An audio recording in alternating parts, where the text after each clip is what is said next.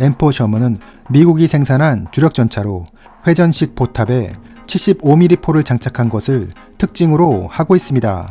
초창기 셔먼에 장착된 75mm 포는 프랑스의 국사포를 미국에서 라이센스 생산하여 개량한 것으로 발사 속도가 빠르고 고폭탄의 위력도 우수했습니다. 미국이 이 포를 선택한 이유는 독일의 3호 전차가 50mm 포, 4호 전차가 75mm 포를 장착하고 있었기 때문입니다. 미국은 이 포로 독일군의 전차를 충분히 제압할 수 있을 거라 생각했습니다.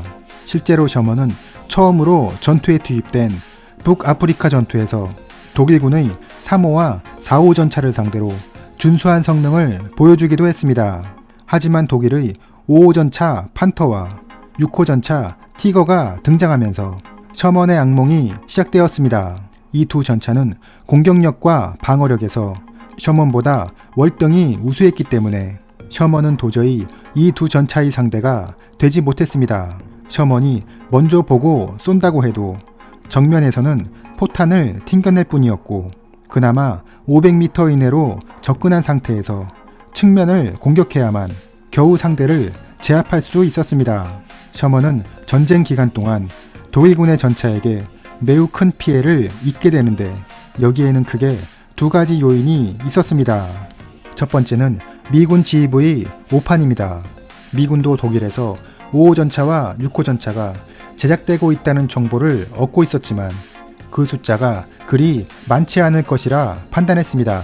그리고 설령 그러한 전차들이 등장한다고 해도 숫자가 적기 때문에 항공 전력이나 대전차 무기로 충분히 격파할 수 있을 것이라 생각한 것입니다.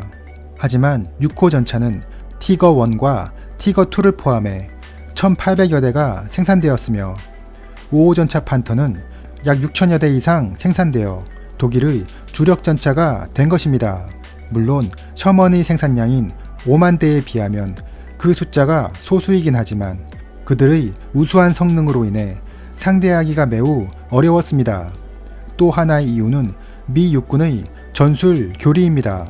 이때까지만 해도 미군은 전차의 상대가 적의 대전차포나 보병 진지이고 적 전차는 이를 전문적으로 상대하는 아군의 구축 전차나 항공 전력이 철회해 줄 것이라 생각했던 것입니다.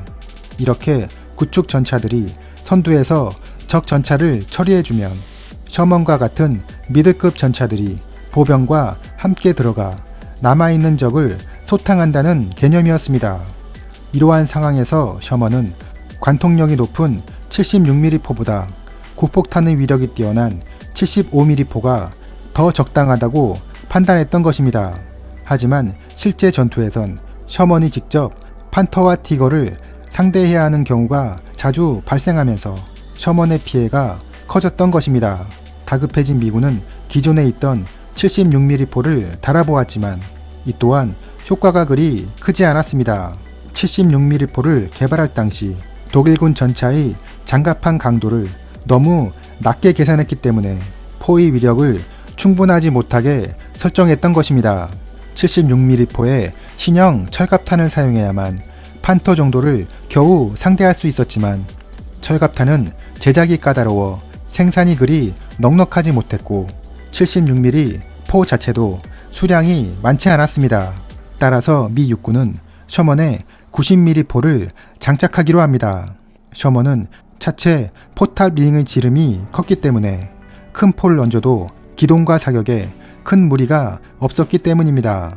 하지만 미군은 90mm 포를 가진 M26 퍼싱을 이미 제작하고 있었기 때문에 셔먼을 개량하는 것은 큰 의미가 없다고 판단하여 소수의 차량에만 90mm 포를 장착했습니다. 셔먼이 전쟁 기간 동안 큰 피해를 입었던 이유는 부족한 공격력뿐만 아니라 빈약한 방어력 때문이기도 했습니다. 원래 주 상대라 생각했던 3호와 4호 전차에게는 만족스러운 방어력을 보여주었지만 판터와 티거에게는 좋은 먹잇감에 불과했습니다. 다급해진 미군은 파괴된 적 전차나 아군의 전차에서 장갑을 띄어내 급하게 보강하기도 했고 이마저도 없으면 콘크리트를 바르거나 모래 주머니를 두르기도 했습니다. 미군은 우선 전차 승무원들의 생존성을 높이기 위해 전차 탄약고를 개량하기로 합니다.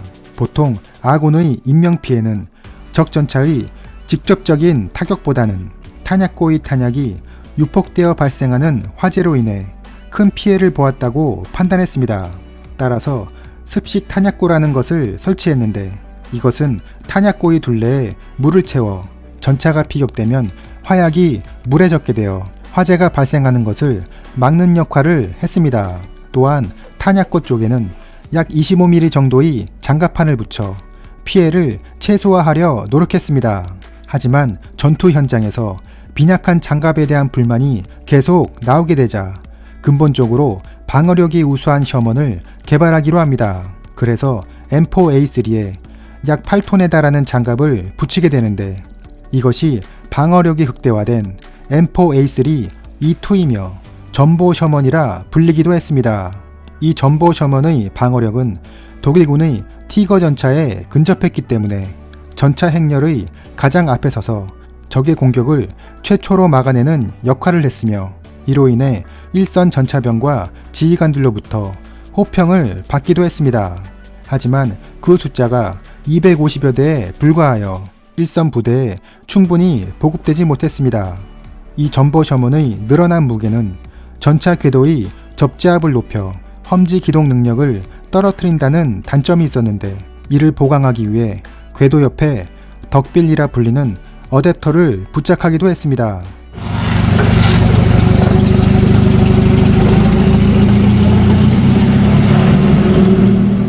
영국은 독일군의 전차를 격파하기 위해 자신들이 가지고 있던 17파운더 대전차포가 적합하다고 생각했습니다. 그래서 자국산 전차에 이 포를 장착하려 했지만 차량의 성능이 부족해 결국 실패하게 되었고 그래서 셔먼에 17파운더 포를 장착하기로 합니다. 이것이 공격력을 강화한 셔먼인 파이어 플라이입니다. 17파운더 포는 76.2mm로 미군의 76mm 포에 비해 포신의 길이가 더 길었고 탄의 추진 장약도 더 많이 사용했기 때문에 76mm 포보다 우수한 위력을 발휘했습니다. 파이어플라이는 독일군 전차에 매우 위협적인 존재였기 때문에 독일은 이 파이어플라이를 잡으려 혈안이 되어 있었고 따라서 이 전차는 자신의 모습을 숨기기 위해 포신이 짧아 보이게 하는 위장을 하기도 했습니다. 하지만 이 전차는 사격 시 강력한 화염과 후폭풍이 발생해 자신의 위치가 금방 노출되었으며 사격을 하고 난 후에는 흙먼지가 날려 순간적으로 전방의 시야가 좋지 못하다는 단점이 있기도 했습니다. 유럽에서 셔먼은 독일군 전차에게 좋은 먹잇감이었지만 태평양 전선의 일본군을 상대로는 거의 악마의 사신에 가까웠습니다. 일본군 전차의 47mm나 57mm 포는 셔먼의 장갑을 뚫을 수 없었습니다. 이렇게 셔먼은 유럽 전선과 태평양 전선에서 적에게 전혀 상반된 인상을 보여주었습니다. 셔먼은 전쟁을 수행하면서 점차 개량이 이루어졌고 무장과 장갑이 증대됨에 따라 무게도 늘어나게 됩니다. 이렇게 전차의 무게가 늘어나자 궤도의 좁은 폭이 문제가 되었는데 접지압이 높아지게 되면서 주행 성능이 떨어진 것입니다. 심지어 무게가 50톤이 넘는 독일의 티거 전차도 가볍게 통과하는 지역을 30톤의 셔먼이 통과하지 못하는 경우도 발생했습니다. 따라서 이러한 문제점을 해결하기 위해 기존 수직 현수 장치를 수평 현수 장치로 바꾸게 되는데 이렇게 현수 장치를 바꾼 셔먼이 M4A3 E8이며 일명 EG8이라 불렸습니다. EG8은 가장 안정적인 성능을 발휘하여 셔먼의 최종형이라 불리기도 했으며 현수 장치의 교체로 인해 광폭의 궤도를 장착할 수 있어 야지에서의 주행 성능이 매우 우수했으며 여기에 각종 무장과 장갑을 추가로 장착할 수도 있었습니다. EG8은 총 3,000여 대가 생산되었으며 다른 형식과는 달리 우방국에 공여되지 않고 미군이 계속 보유했습니다. 이러한 EG8은 한국전쟁에서 다시 한번 활약하게 됩니다. 당시 북한은 85mm 주포를 장착한 T-34를 앞세우고 내려왔는데 미국은 일본에 있던 M24 채피를 급하게 투입시켰지만 처참하게 패하고 맙니다. 그래서 일본과 미국 본토에 있던 EG-8이 투입되었고 이때부터 T-34는 점차 밀리게 됩니다. 사실 T-34는 재원상으로 보았을 때 셔먼에 비해 절대 밀리지 않았고 공격력은 오히려 더 우수했습니다. 하지만 EG-8은 우수한 탄과 조준 장치를 가지고 있었고 무엇보다 승무원의 숙련도에서 T-34는 EG-8의 상대가 되지 못했습니다. 전쟁이 끝난 후 EG-8은 한국에 388대, 일본에 366대가 공유되었습니다. 우리나라는 EG-8의 최대 운용국이었으며 1960년대 M47 전차로 교체될 때까지 우리나라의 주력 전차로 활약했습니다. M4 셔먼은 이스라엘에서도 큰 활약을 보여주었습니다. 1948년 1차 중동 전쟁에서 이스라엘은 아주 소수의 셔먼을 보유하고 있었는데 이것이 그들의 유일한 기갑 전력이었습니다. 전쟁이 끝난 후 이스라엘은 셔먼을 세계 각지에서 들여오기 시작했고 이때 우리나라의 EG-8도 이스라엘로 수출되었다는 얘기가 있습니다. 이스라엘은 다른 나라의 무기를 자신들의 상황에 맞게 개조하여 쓰는 경향이 있는 만큼 셔먼도 대대적인 개량에 착수합니다. 우선 주포를 프랑스에서 제작한 CN75-50으로 교체했는데 이 포는 75mm 포로 부피는 기존 76mm에 비해 작아졌지만 관통력은 오히려 더 증가했습니다. 이스라엘은 이 전차를 M50이라 명명했으며 일명 슈퍼 셔먼이라 불렸습니다. 슈퍼 셔먼은 아랍 국가들의 T-34를 상대로 전투에 투입되어 이스라엘의 승리에 큰 기여를 하게 됩니다. 1967년 발생한 3차 중동 전쟁에서 아랍 국가들은 소련으로부터 받은 T-55를 보유하게 됩니다. T-55는 100mm의 주포를 장착하고 있고 방어력도 우수해 더 이상 슈퍼 셔먼이 T-55를 상대하기에는 어렵다고 판단되었습니다. 그래서 이스라엘은 셔먼에 105mm 주포를 장착한 M51 I 셔먼을 개발합니다. I 셔먼은 공격력 면에서 T-55에 밀리지 않았지만 방어력은 여전히 부족했습니다. 하지만 이스라엘은 이러한 단점을 빠른 연사 속도와 우수한 서방제 조준 장비로 극복할 수 있었으며 실전에서 I 셔먼은 아랍의 T-55 전차를 약 4km의 거리에서 격파하기도 했습니다. 1970년대엔 이스라엘도 좀 더 우수한 전차를 운용하게 되면서 셔먼은 서서히 교체되기 시작합니다.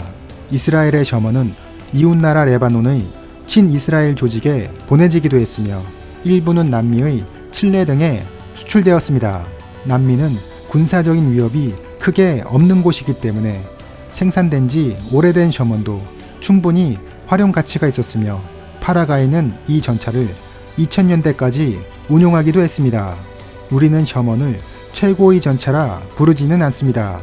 하지만 이렇게 적당한 성능의 전차는 미국의 막대한 공업령을 통해 수만 대가 넘게 생산되었으며 이러한 셔먼은 독일을 제압하고 전쟁을 승리로 이끄는데 큰 역할을 하였습니다. 역시 전쟁은 소수의 무기로 승패가 결정되는 것이 아니라 그 국가의 자본력에 의해 결정된다고 할 수 있으며 이를 증명한 것이 바로 M4 셔먼이라 생각합니다. 이상으로 미군의 전차 셔먼이었습니다.